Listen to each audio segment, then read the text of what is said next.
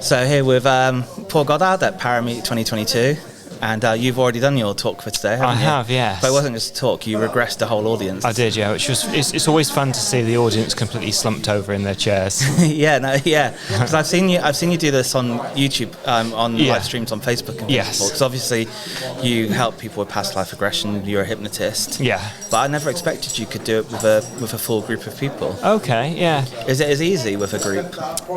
Well, it is as easy, but when you're doing a group of people, you're doing the whole group, because hypnosis is about pacing and leading people. So when you're doing an individual, you can see them relaxing into that deeper state that people call hypnosis, where you've got to kind of go at a medium sort of pace. Some people like to take a bit longer, some people like to have a really short induction, so you've got to sometimes go in the middle. So sometimes you might get people in a group that don't get a regression. If they came to you individually, they would be able to get a regression. But as we saw today, there are quite a few people that still put their hands, experience something. And what is great when you do individuals is that you can ask questions and they can answer. You've got to just kind of sort of tell people and do a little pause and then say how old are you, etc. Like, people can get really some quite fascinating details in past life regressions. What's the experience like for someone who sort of relaxes and goes through this?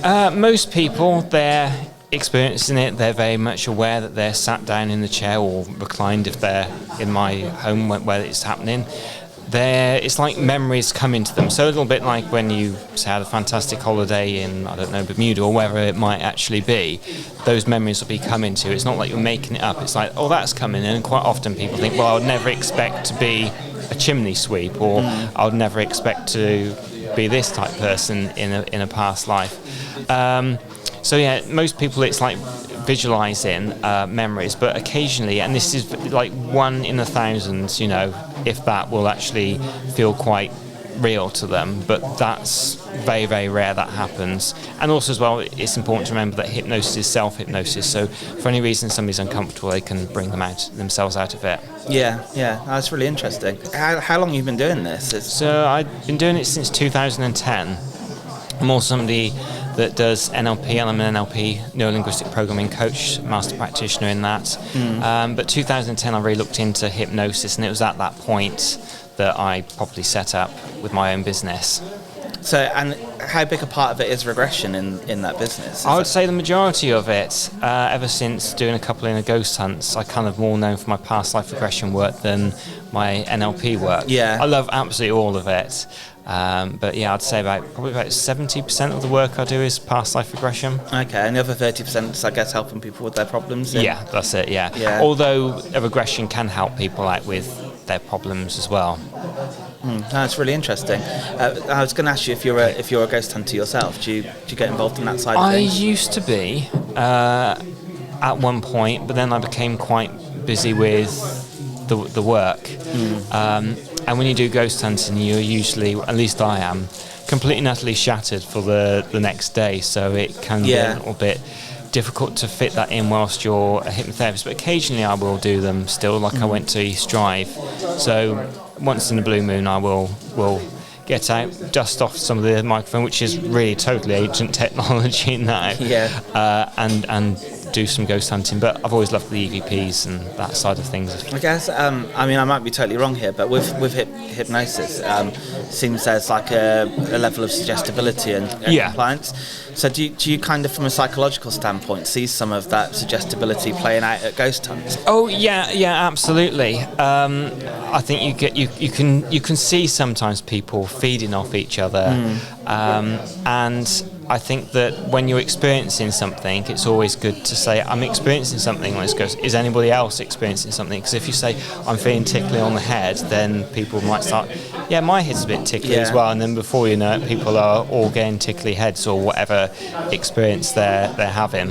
Because, from one of my experiences with a group on a Ouija board, I found if I stood back and called out quite enthusiastically, I could almost influence how the board was moving just by sort of putting suggestions in. Yeah. If you've asked them to spell out a name and it goes to W, you can almost be certain the next letter is going to be an I, and you can almost just by feeding that kind of sometimes get the results you want. Well, I remember CJ, probably CJ Chris Romer.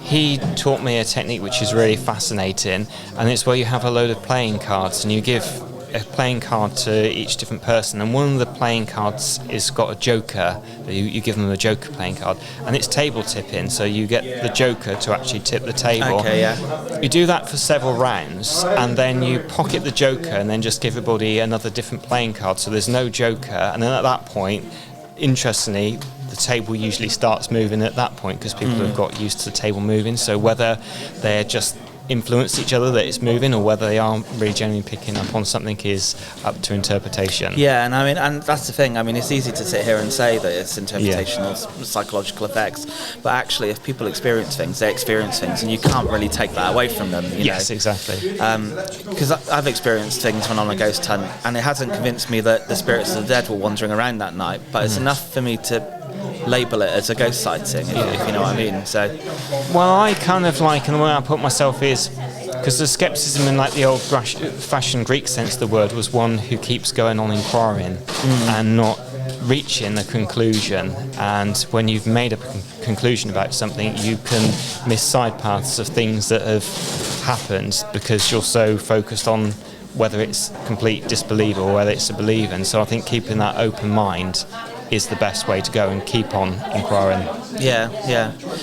Where can people find you online? Thank you. So if they go to my website, www.paulgoddardnlp.co.uk, so that's NLP for Neuro-Linguistic Programming. I've got a YouTube channel, Past Life Regressions with Paul Goddard. I've got another one, Paul Goddard NLP and Hypnotherapy. And I've also got a couple of Facebooks. So I've got Paul Goddard Past Life Regressions and Paul Goddard NLP and Hypnotherapy on Facebook. Kind of on Instagram as well, so people can type in the same things and find me on Instagram. So they're the ones I tend to stick to anyway. Okay, great. Cool. Thank you very much for that, Paul. Brilliant. Thank you very much.